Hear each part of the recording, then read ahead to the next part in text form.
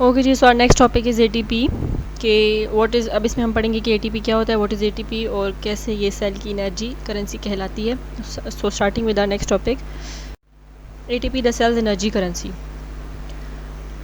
The major energy currency of all cells is a nucleotide called as adenosine triphosphate. अब देखिए आपकी body में जितने भी सेल्स प्रेजेंट हैं, ठीक है, हर सेल में जो मेजर एनर्जी करेंसी है ना, यानी हर सेल को जहाँ से उसकी मेन एनर्जी मिल रही है वो एक ऑर्गेनिक मॉलिक्यूल है, एक न्यूक्लियोटाइड है जिसको हम कहते हैं एडिनोसाइन ट्राइफॉस्फेट, एटीपी जिसको हम कहते हैं। ठीक है, हर सेल को अपनी एनर्जी एक ऑर्गेनिक मॉलिक्यूल से मिल रही है, एक न्यूक्लियोटाइड से मिल रही है जिसको हम कहते हैं एटीपी। ठीक है, एटीपी मॉलिक्यूल एनर्जी स्टोर भी करता है अपने अंदर और एनर्जी वक्त आने पे रिलीज़ भी करता है। ठीक है, अब देखें, it is the main source of energy for majority of cellular functions. अब एटीपी जो है ना, ये एक मेन एनर्जी सोर्स है और इसी एटीपी की वजह से बॉडी के बहुत ज़्यादा फंक्शंस परफॉर्म होते हैं और सेलुलर लेवल पे भी फंक्शंस इसी एटीपी की वजह से परफॉर्म होते हैं। इसी एटीपी की वजह से डीएनए भी बनता है, आरएनए भी बनता है, प्रोटीन्स भी बनते हैं। मैक्रोमोलिक्यूल्स का मतलब यानी बड़े मॉलिक्यूल्स। ठीक है, इसी एटीपी की वजह से मूवमेंट भी होती है। अब अगर यहाँ पर मैं आपको एक बहुत ज़्यादा डीप मॉलिक्यूलर लेवल पे एग्जांपल दूँ ना, तो जब हम क्रोमोज़ोम, हमने पढ़ा था जब माइटोसिस या मियोसिस हो रही थी, उसमें जब क्रोमोज़ोम में क्रोमैटिड्स को पुल करना था तो वो सारी मूवमेंट, वो पुलिंग भी एटीपी की वजह से ही हो रही थी। उसमें भी वही एटीपी मॉलिक्यूल्स जो थे वो एनर्जी प्रोवाइड कर रहे थे और उस एनर्जी के बाद जाके उसकी मूवमेंट हो रही थी। ठीक है, उसके बाद जितनी भी आपकी नर्व इम्पल्सेस की ट्रांसमिशन होती है, सेल्स में जो एक्टिव ट्रांसपोर्ट हो रहा है, एक्सोसाइटोसिस हो रही है, एंडोसाइटोसिस हो रही है, मटीरियल अंदर जा रहा है, मटीरियल बाहर आ रहा है, ये सारी चीज़ें किसके थ्रू हो रही हैं? एटीपी के थ्रू हो रही हैं। एटीपी क्या है? ऑर्गेनिक मॉलिक्यूल है, न्यूक्लियोटाइड है और ये एनर्जी स्टोर भी रखता है अपने अंदर और वक्त आने पे एनर्जी रिलीज़ भी करता है, एनर्जी प्रोवाइड भी करता है और बॉडी इसी फॉर्म ऑफ एनर्जी को यूज़ करती है डिफरेंट फंक्शंस परफॉर्म करने के लिए, चाहे वो सेलुलर हो जाएं या चाहे वो आपके बाकी फंक्शंस हो जाएं। ठीक है, बॉडी के। The ability of ATP to store and release energy is due to its molecular structure. अब एटीपी किस तरह अपने अंदर एनर्जी स्टोर भी करता है और रिलीज़ भी करता है, कैसे होता है ये कि अपने स्ट्रक्चर पर डिपेंड करता है। इसका एक ख़ास किस्म का स्ट्रक्चर है, इसी की वजह से एटीपी जो है अपने अंदर एनर्जी स्टोर भी करता है और एनर्जी रिलीज़ भी करता है। ठीक है, अब देखें, ईच एटीपी मॉलिक्यूल हैज़ 3 सब यूनिट। हर एटीपी मॉलिक्यूल के 3 पार्ट्स होंगे या 3 सब यूनिट्स होंगे। एक पहला एडेनाइन है जिसको, जो एक डबल रिंग स्ट्रक्चर है, यानी इसमें 2 रिंग्स हैं और ये नाइट्रोजीनियस बेसिस हैं। ठीक है, दूसरा आपके पास एक राइबोस आ जाता है, 5 कार्बन शुगर है। ठीक है, इसमें 5 कार्बन है और ये शुगर होता है। ठीक है, तीसरा 3 फॉस्फेट ग्रुप्स आ जाएंगे जो कि लीनियर चेन में, जो सीधे सीधे बिल्कुल आप इसमें अटैच होंगे। आगे डायग्राम में देखते हैं, यहाँ पे सबसे पहले डायग्राम देख लें।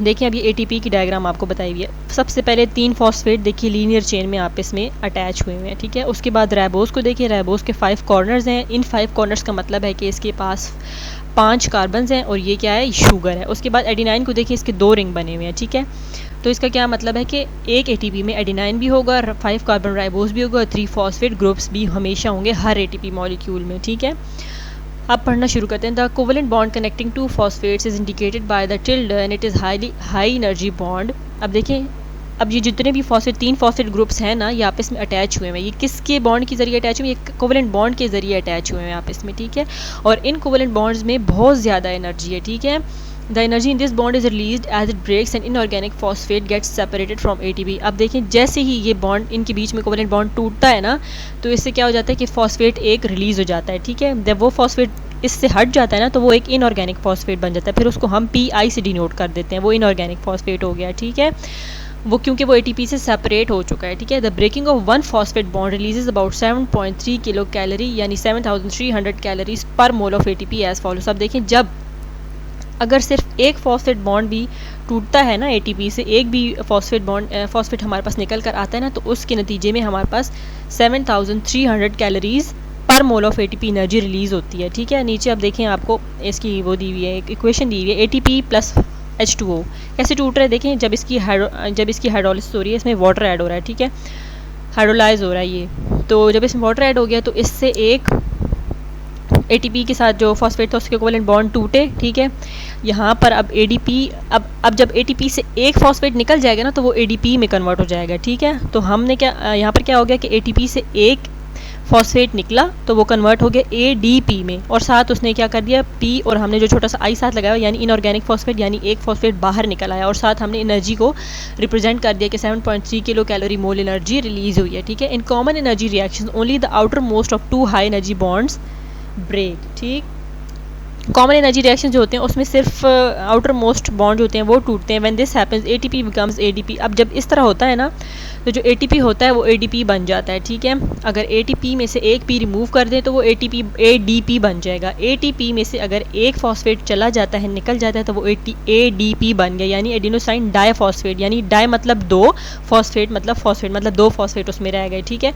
और उसमें फिर क्या हो जाता है कि एक इनऑर्गेनिक फॉस्फेट रिलीज हो जाता है। अगर कुछ केसेस में ऐसा होता है कि फिर ADP से दोबारा उसकी ब्रेकडाउन होती है ना, और उससे दोबारा एक फॉस्फेट निकल आता है। जब ADP से, एडिनोसाइन डाइफॉस्फेट से एक और फॉस्फेट निकल आया तो अब वो क्या बन गया, AMP बन गया, यानी एडिनोसाइन मोनोफॉस्फेट। मोनो यानी 1 फॉस्फेट, यानी फॉस्फेट यानी एक फॉस्फेट रह गया।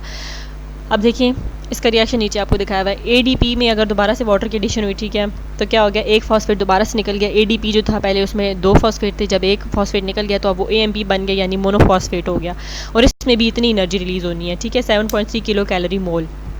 Cells constantly recycle ADP by recombining it with inorganic phosphate to form ATP। अब देखें सेल्स जो होते हैं ना कॉन्स्टेंटली इसको ADP को जो है ना रिसाइकल करते रहते हैं। दोबारा क्या करते हैं ना, दोबारा से ADP को इनऑर्गेनिक फॉस्फेट के साथ कर देते हैं अटैच, और दोबारा से ATP बना देते हैं, ठीक है। ये कॉन्टीन्यूसली सेल रिसाइकल करते रहते हैं, ठीक है। The synthesis of ATP from ADP and inorganic phosphate requires expenditure. अब देखें जितनी एनर्जी उसको टूटने में रिलीज हो गई थी ना, उतनी ही एनर्जी उसको जोड़ते वक्त भी लगती है। जब दोबारा से हम ADP और इनऑर्गेनिक फॉस्फेट को ऐड करा के ATP बनाते हैं ना, तब भी हमें 7.3 किलो कैलोरी मोल एनर्जी पर मोल चाहिए, ठीक है। The energy is obtained from the oxidation of food. अब वो एनर्जी कहाँ से आती है, वही बात हो गई फिर से, फूड से आती है, ऑक्सीडेशन ऑफ फूड स्टफ से आती है। So we can summarise that ATP is generated by energy releasing processes. अब तो हम कह सकते हैं कि ATP कैसे बनता है, एनर्जी रिलीजिंग प्रोसेसेस से, and is broken down by energy consuming process. अब इसमें यही बात बताई गई है कि अगर जब ATP बना रहे होते हैं ना तो उसमें एनर्जी रिलीज हो रही होती है, और जब ATP की ब्रेक डाउन हम कर रहे होते हैं तो फिर उसमें एनर्जी कंज्यूम हो रही होती है। In this way ATP transfers energy between metabolic reaction. इसी तरीके से ATP जो है वो एनर्जी अपनी ट्रांसफ़र करता रहता है, ठीक है। Because ATP plays a central role as energy currency in all organism, it must have appeared in early history. अब यही कहा है कि अगर ATP जो है अगर एक सेंट्रल रोल प्ले कर रहा है, अगर सारे सेल्स को और सारे ऑर्गेनिज्म में सेल्स को एनर्जी उसी ATP से मिल रही है, तो फिर ये बहुत ज़्यादा पहले इसको अपीयर हो जाना चाहिए था सेल्स में, यानी ये बहुत ज़्यादा पहले अपीयर हुआ होगा।